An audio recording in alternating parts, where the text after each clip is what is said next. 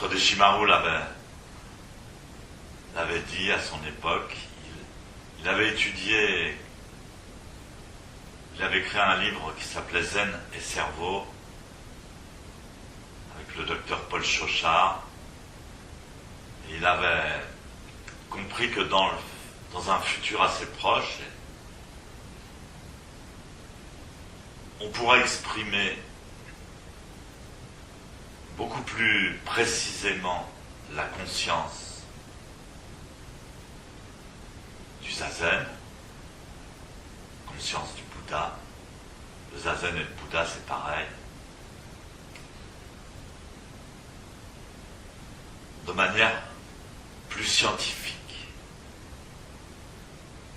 Ça fait des milliers d'années que les pratiquants de zazen essayent d'exprimer cette conscience particulière pendant zazen. Donc c'est quand même très important. Tout est basé sur la posture. C'est ça qu'il y a beaucoup de gens n'ont pas compris quand ils parlent de méditation.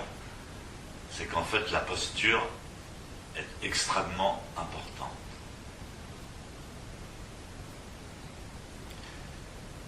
Posture de la colonne vertébrale, tout d'abord, et posture de la tête.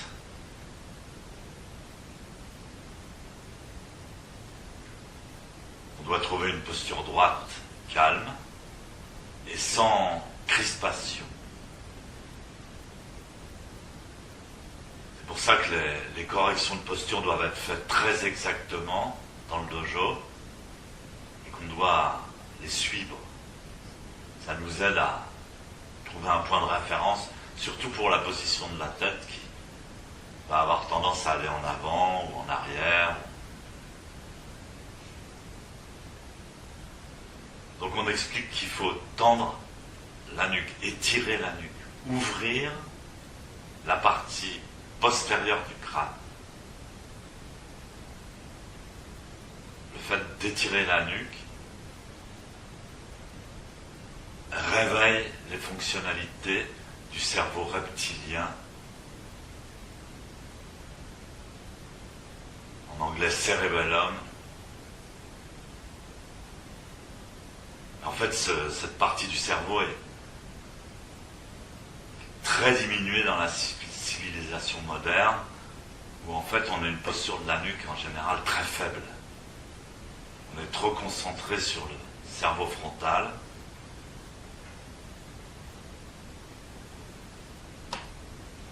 Alors si vous continuez la pratique de zazen, toute cette partie arrière de la nuque va se renforcer.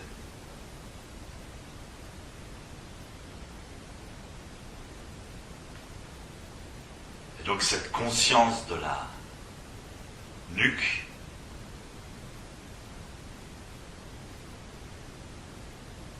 est primordiale dans le zazen, du cerveau primitif.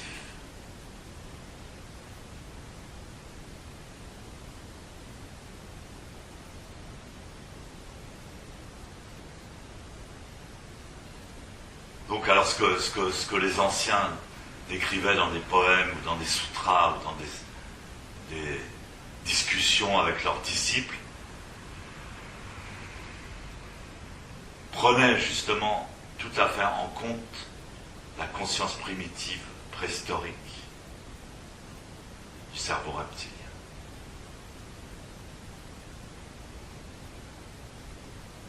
Donc c'est derrière la nuque, c'est comme si vous ouvriez une fenêtre.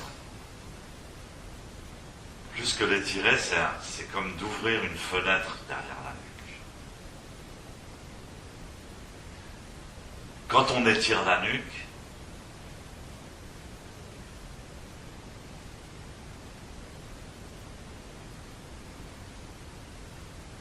la tête va avoir tendance à se pencher en avant. Donc il faut aussi ouvrir une autre fenêtre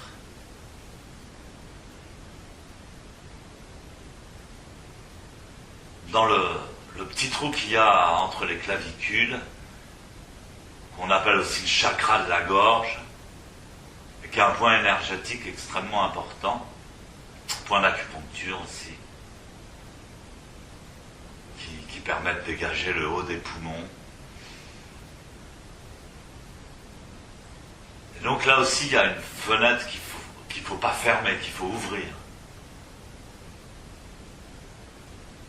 Donc vous avez des forces et des mouvements contradictoires, rien que dans la posture de la tête. On vous dit étirez la nuque, ouvrez le cerveau primitif, mais ouvrez la gorge, ouvrez le chakra de la gorge.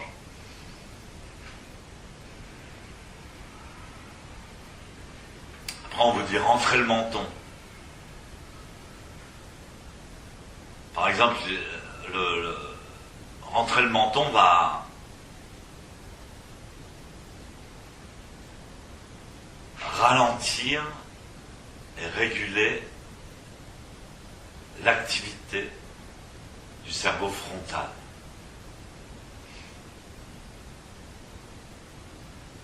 C'est-à-dire de la pensée consciente. Alors quand la posture est correctement prise, du fait de la position de la tête, la pensée consciente va se calmer et va s'apaiser. Elle continuera à fonctionner, mais vraiment au ralenti. Et elle sera observée par le cerveau primitif. Ça, c'est des choses qui n'ont pas été dites dans les sutras, ça a été dit d'une autre manière dans les textes.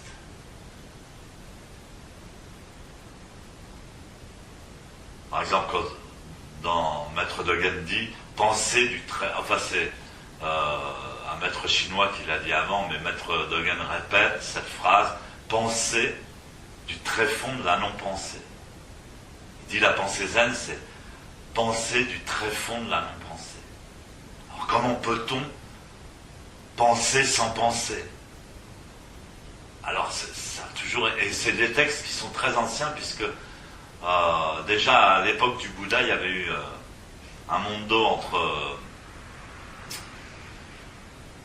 je crois que c'est Subhuti et Manjusri, dans des sutras anciens, dans la Prajnaparamita, quelque chose comme ça.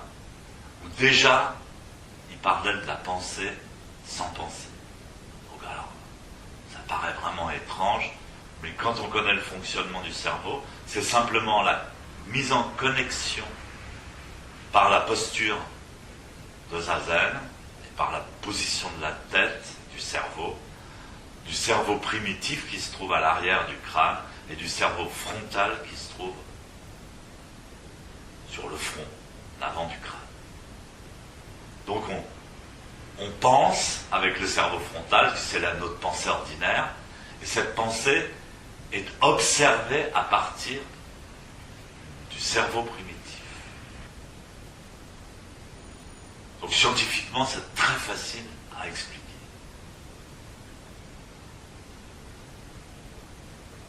Alors il y a encore d'autres connexions qui se font, puisqu'on va équilibrer la position de la tête, et spécialement en relation avec la colonne vertébrale, puisque le cerveau est un prolongement de la moelle épinière, et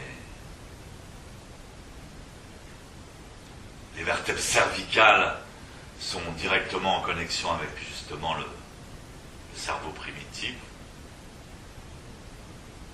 Il y a aussi le cerveau moyen. On dit vulgairement, je dis vulgairement parce que ce sont des notions simples, mais on a le cerveau primitif, le cerveau profond, on a le cerveau moyen et on a le cerveau, le cortex, c'est-à-dire la couche extérieure.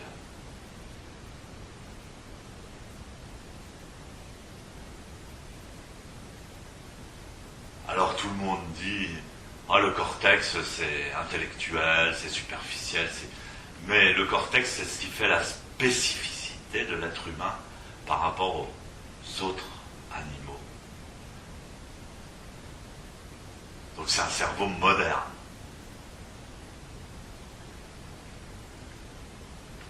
Le cerveau moyen, bon, en schématisant, spécialement le thalamus, l'hypothalamus, c'est un... Comment dirais-je? C'est comme une douane, un poste de douane, une frontière entre le fonctionnement du cerveau et le fonctionnement du corps. On dit toujours la tête et les jambes. Et donc il y a un échange constant d'informations entre le cerveau et le corps.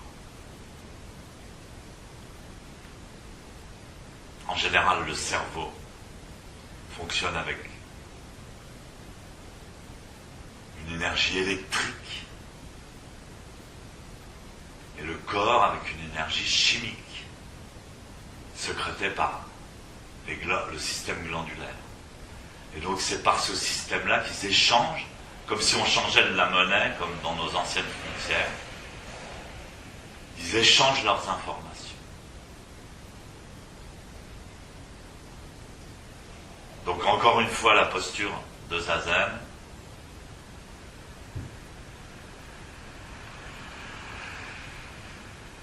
Spécialement en relation avec la colonne vertébrale qui va plonger directement dans le cerveau. La communication entre le corps et l'esprit va être optimale.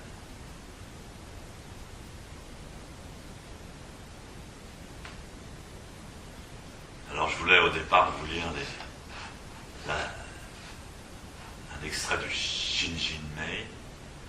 Donc le poème c'était « Si un esprit ne se manifeste pas, les phénomènes seront sans erreur ». J'avais déjà expliqué ça. Dans la nature, il n'y a pas d'erreur. Mais quand l'esprit conscient de l'homme se manifeste, alors commencent les erreurs. Voilà ce que dit cette phrase, qui a été écrite il y a à peu près 1000 ans quand même. Donc à l'époque actuelle, on peut dire qu'on est en train de faire le compte de toutes les erreurs de la manifestation de l'esprit humain. Mais la phrase suivante est très intéressante. Elle dit « S'il n'y a pas d'erreur, alors il n'y a pas d'enseignement, il n'y a pas d'éveil. Et s'il n'y a pas d'éveil, il n'y a pas d'esprit. » Donc il replace l'imperfection humaine dans un cycle naturel, dans le cycle naturel de la perfection de la nature. Pas d'erreur, pas d'enseignement, pas d'esprit. Donc l'erreur humaine fait partie de l'enseignement et fait partie de l'esprit, mais cette fois-ci avec je dirais un grand E. Il y a l'esprit compliqué, il y a l'esprit d'erreur, et puis il y a l'esprit universel.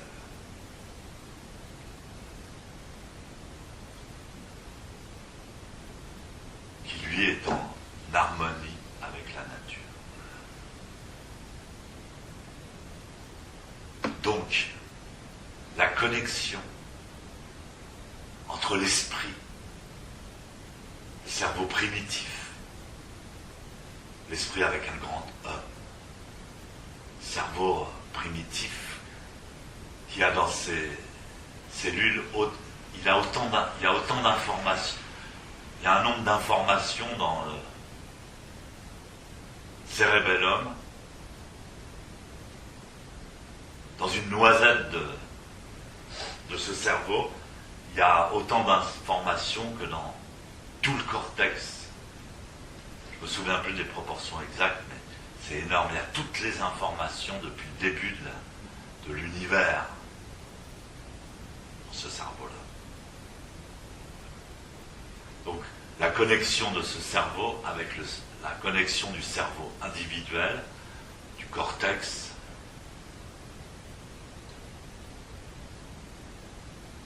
c'est le phénomène d'enseignement qui se passe pendant le zazen.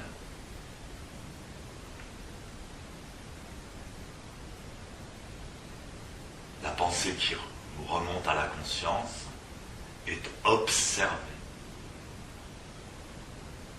depuis le cerveau profond. Et ce phénomène d'observation est l'essence du zazen. Ce phénomène d'observation transforme l'erreur en enseignement, ou l'imperfection humaine en enseignement. C'est très encourageant. On dit tout le temps, ouais, c'est la fin du monde, on ne trouvera jamais les solutions à la destruction qu'a engendré l'être humain, mais à l'intérieur de nous-mêmes existe déjà donc